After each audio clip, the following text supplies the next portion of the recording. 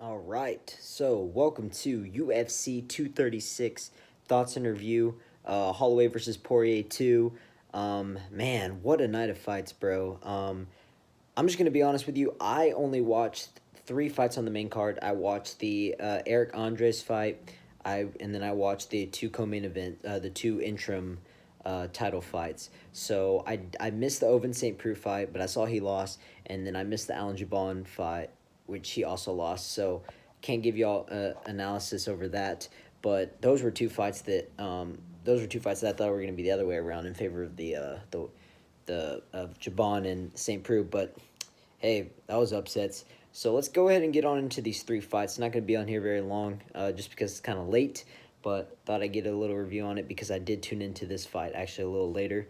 That's why I only watched the last three. But let's start with the Eric Andres versus Khalil Roundtree fight. So two lightweight guys, very solid. Roundtree, man, went in there and he was an impressive performance. He went in there, pretty much just went straight for the leg kicks right away and was able to kind of, throw off Eric Andre's game really fast.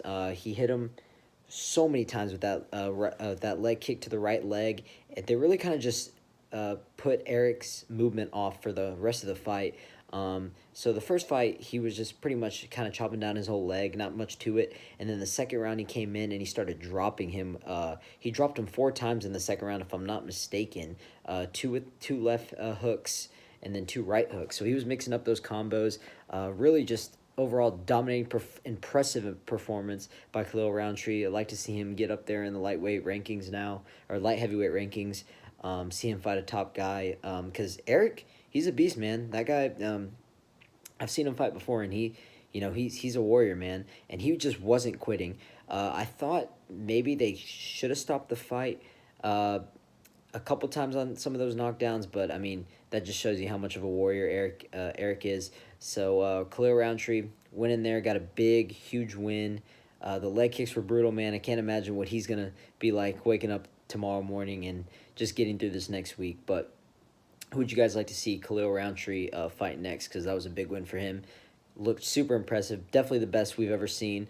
And yeah, got to props to Eric Andres for putting up a fight and not giving up in there. So that was a good way to start kind of the night for me at least.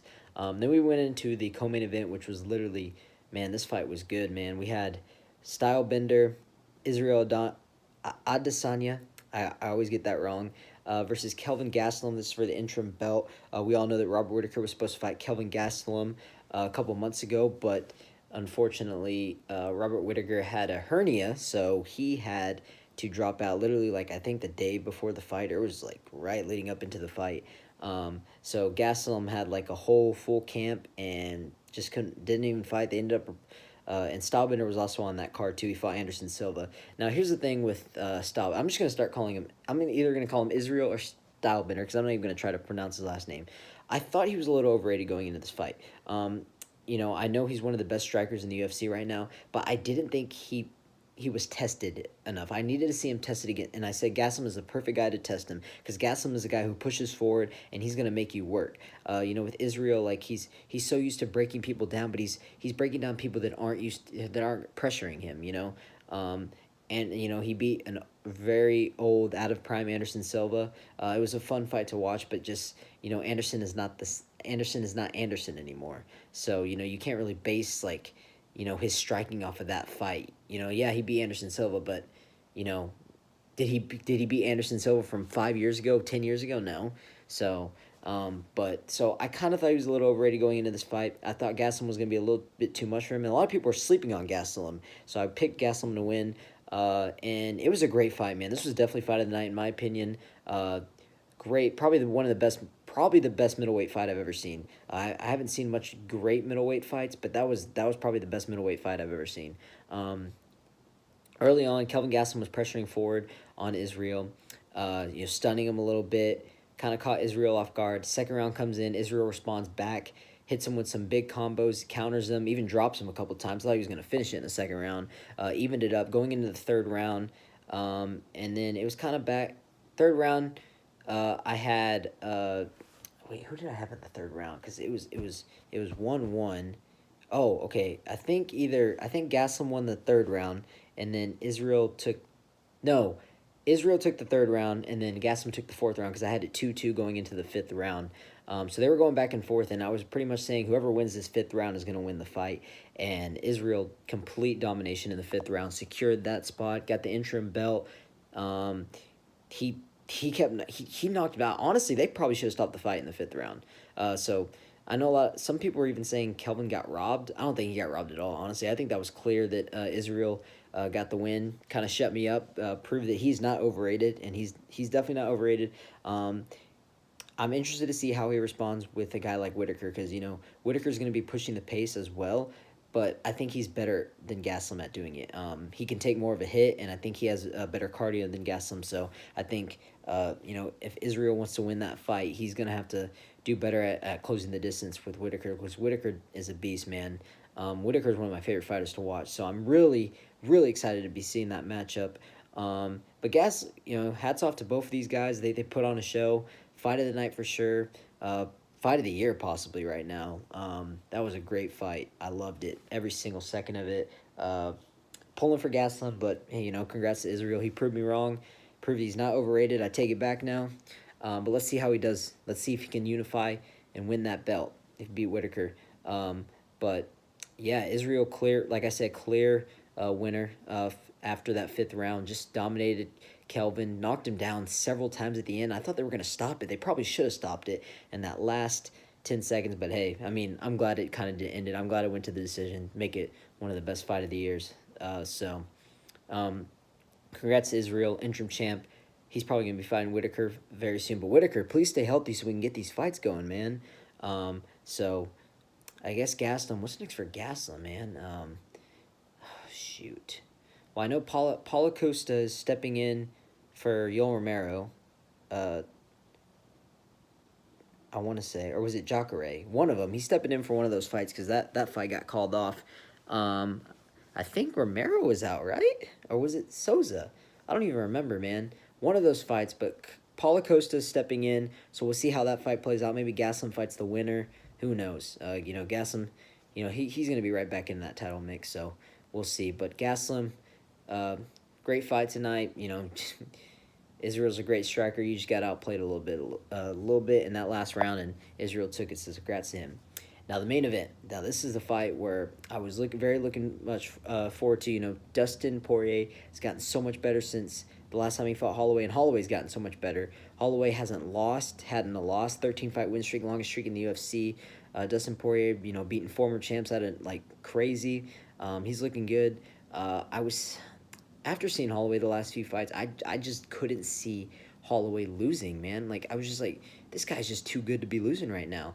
But and they were like, well, people already consider him a lightweight, so going up shouldn't be nothing. And Poirier's fought at featherweight, so Holloway can handle this. But Poirier was making him, pay for everything, pay for all that weight he went up on. He was hitting him with some big shots. I've never seen Holloway get hit that hard in a while, man. Not ever since he's been champ or been on that long win streak. But Holloway was going in there, piecing him up. Or Poirier, excuse me, was hitting him with some big shots, man. I thought he was going to put him away really early. He could have, but, that just shows you how tough Max Holloway is with his chin and everything. So I think that was the deciding factor in the fight for Poirier to win because even though a lot of people had Max Holloway winning the last 3 rounds, he didn't hit Poirier with a big amount of shots. They were doing as much damage, so I think that's why they gave it to Poirier. I do not agree with the 4-1 decision at all, and I do not agree with the 49-46. I thought it was a way closer fight. I thought Holloway did better bouncing back, but overall, I think it was a good decision. I think Poirier won, just because he was able to land more big shots early on in the fight that did more damage to Holloway, busted him up, and yeah, I mean, I don't disagree with the decision. Now, if you're telling me if Max Holloway would have won, I could see why, for those last 3 rounds, but I'm not mad with the decision at all. Poirier surprised the hell out of me. He is not messing around. I didn't think he would be able to handle Holloway. He said Holloway was able to come back and hurt him, but he didn't give up and he just kept going. And man, what a great fight, man! It was awesome. I'm happy for Poirier. now he's got to fight Khabib, and unfortunately, I don't think he's going to beat Khabib just because Khabib, the way Khabib fights, it's like I don't see anybody beating him right now. But hey, I said the same thing about Holloway, so who knows? We'll see. But you know what? This doesn't ruin Holloway's legacy.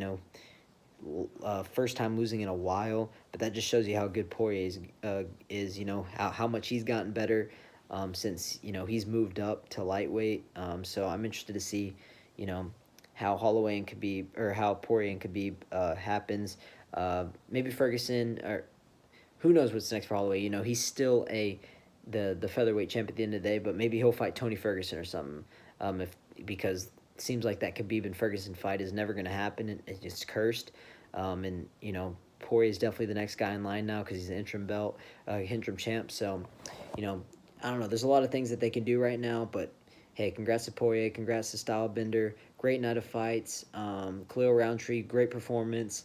Alan Jabon got beat. Oven St. Preux, sorry I couldn't do analysis over that just because I didn't get to watch it. But overall, great night of fights, guys. I'm glad I tuned in when I could. It's always good when you can see these big championship fights, not end in 30 seconds, not end in like 20 seconds. It's good when they go the distance. They make good fights at the year because I was hoping these were going to be great fights, and they were. So, Whitaker and Israel and Poirier and Khabib. So let's do it, baby. Those are my thoughts and review. Overall, I thought it was a great pay-per-view overall. And yeah, that's all I got to say. No complaints. All right, guys.